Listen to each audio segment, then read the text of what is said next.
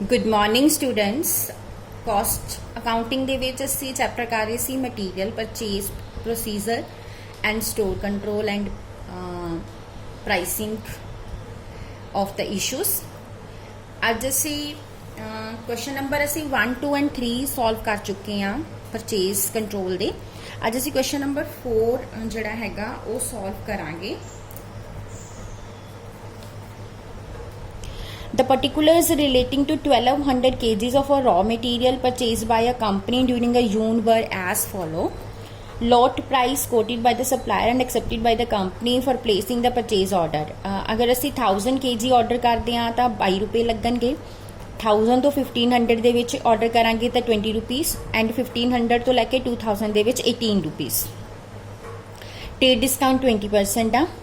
Additional charges ਦਿੱਤੇ ਹੋਏ at the rate of 10 per drum of 25 kg. Credit allowed on return of container 8 rupees per drum. GST is at 12% on raw material and 6% on the drum. And total freight paid by the purchaser is a rupees 240. ਇਸ ਤੋਂ next ਵੀ question ਹੈਗਾ। ਪਹਿਲਾਂ ਅਸੀਂ ਇੰਨਾ question ਹੀ solve ਕਰਾਂਗੇ। ਸਭ ਤੋਂ ਪਹਿਲਾਂ ਅਸੀਂ ਕੈਲਕੂਲੇਟ ਕੀ ਕਰਨਾ ਹੈ, calculation of cost of material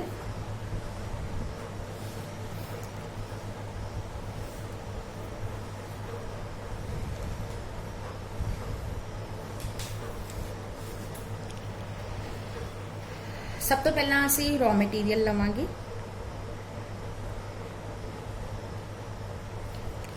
raw material क्योंकि वो 1200 kg परचेज कर रहा है, सो 1200 kg के जो सानू रेट लगना वो कितना लगना है 20 रुपीज़। 1200 multiply by 20 24,000। उस तो बाद less trade discount. Trade discount at the rate of 20%। 24,000 का 20% कैलकुलेट कर लेना। 4800 माइनस कर दो, 19,200 आ गया। उस तो बाद ऐड करने आ चार्जेस फॉर ड्रम्स। स्टूडेंट्स एक ड्रम 25 किलो जोड़ा कैरी करता है, सानू असी 1200 kg करना है। सो किन्ने ड्रम्स हो जाएंगे, 1200 ਨੂੰ 25 ना डिवाइड कर लो, 48 ड्रम्स जड़े आ जाएंगे। और 48 ड्रम्स ਦੇ ਵਿੱਚ ਉਹਨੇ 10 रुपये पर ड्रम ਜਿਹੜਾ ਹੈਗਾ ਆ ਤੁਹਾਡੇ ਕੋਲੋਂ ਲੈਣਾ ਆ। 48 ਨੂੰ 10 ਨਾਲ ਮਲਟੀਪਲਾਈ ਕਰ ਲਓ, 480। ਸੋ ਇਹਦੇ ਵਿੱਚ ਪਲੱਸ ਕਰ ਦਿਓ, 19,680 ਆ ਜਾਏਗਾ। ਹੁਣ ਅਸੀਂ ਐਡ ਕਰਨਾ sale tax. Sale tax purchase price ਤੇ ਹੈਗਾ ਆ ਰॉ ਮਟੀਰੀਅਲ ਤੇ 10%। सो 19,200 का तुसी 10% ले लेना, ये तो आ जाएगा 1920।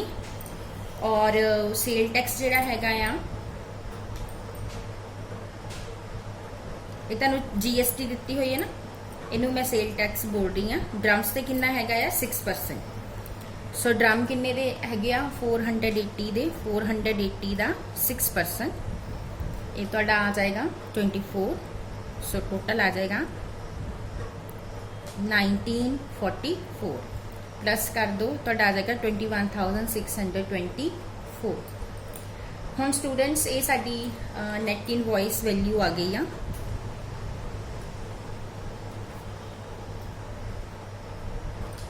हुन फ्रेट ये ऐड करना,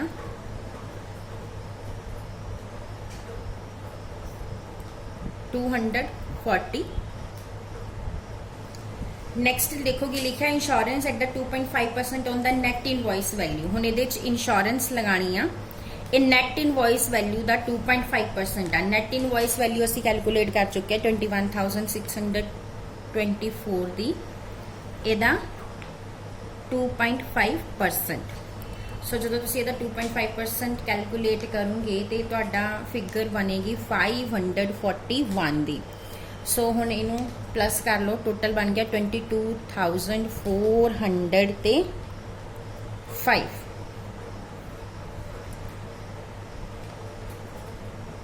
उस तो बाद हुण असी जिहड़े ड्रम लए हुए आ वापस करने आ, उहदे वास्ते सानू क्रेडिट मिल जाना, क्रेडिट फॉर ड्रम्स। 48 ड्रम्स सीगे और रिटर्न करन ते क्रेडिट कितना मिलना, 8 रुपीज़। सो 48 मल्टीप्लाई बाय 8, ये तुहाडा आ जाएगा 384। इनू इहदे चों की कर देना, असी माइनस कर देना, ये तुहाडा आ जाएगा 2021।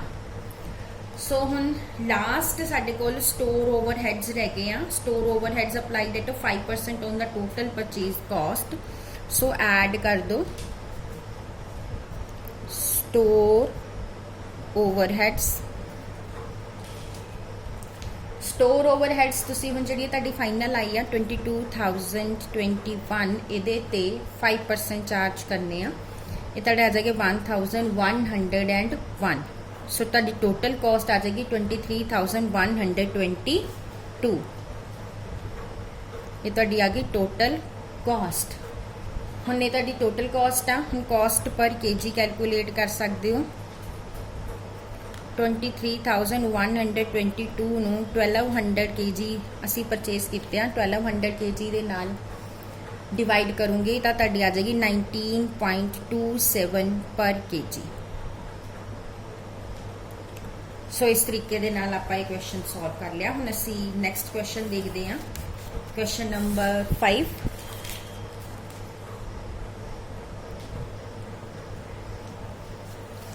A consignment consists of 4 grades of material was purchased for 2,40,000 and the storekeeper sorted them out and recorded the followings. Grade 1 4,000 units, grade 2 8,000 units, grade 3 10,000 units and grade 4 12,000 units. The total sale of grade 1 amount to rupees 32,000. Question number 5.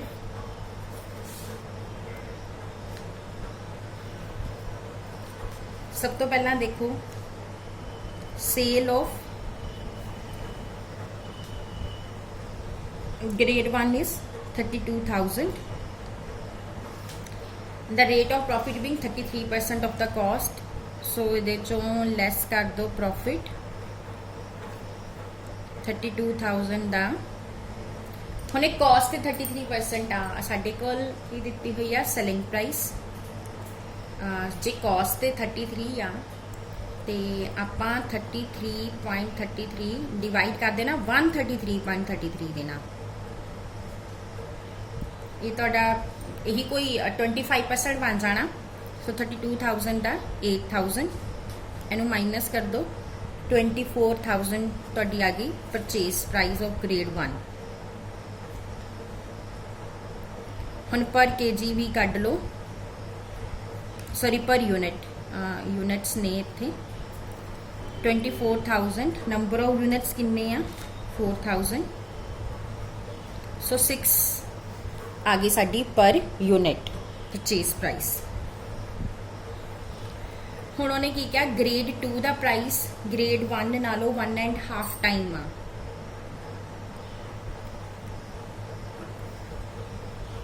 So selling price of grade 2 is,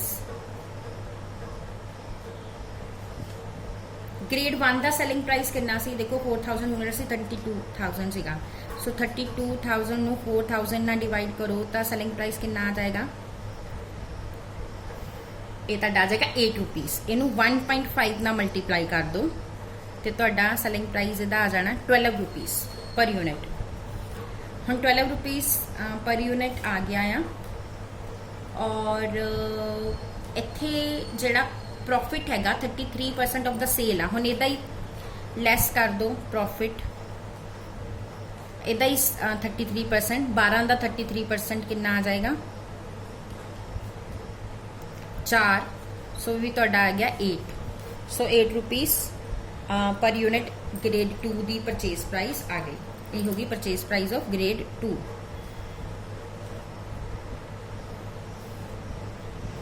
ਹੁਣ next ਕੀ ਲਿਖਿਆ ਹੋਇਆ ਆ, similarly ਦਾ grade 3 material was sold for 1 lakh. ਹੁਣ grade 3 ਦੀ sale value ਹੈ 1 lakh, yielding a 20% on less कर दो profit, 20% on cell, 1 lakh का 20% 20,000, सो यदि परचेज प्राइस कितनी आ गई 80,000।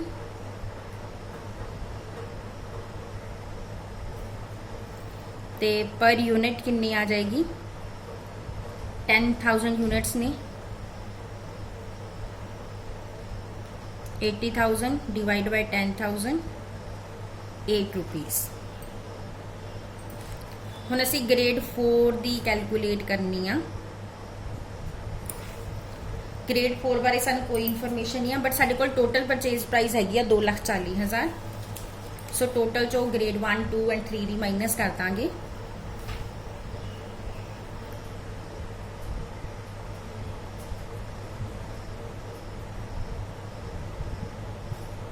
ਲੈਸ ग्रेड 1, ग्रेड 1 ਦਾ ਸੀਗਾ 24,000, ग्रेड 2 ਦਾ ਅਸੀਂ पर यूनिट ਕੱਢ ਲਿਆ ਸੀ 8 रुपए, ਤੇ ਨੰਬਰ ਆਫ यूनिट्स ਹੈਗੇ 8,000, 8 गुना 8,000 64,000।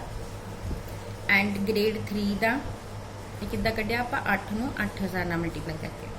ग्रेड 3 ਦੀ ਅਸੀਂ ਕੱਢ ਲਈ ਆ 80,000। ਇਹ ਤਿੰਨੋਂ ਮਾਈਨਸ ਕਰ ਦਾਂਗੇ 2,40,000 ਚੋਂ, ਇਹ ਸਾਡੀ ਆ ਜਾਏਗੀ 72,000 ग्रेड 4 ਦੀ परचेज प्राइस।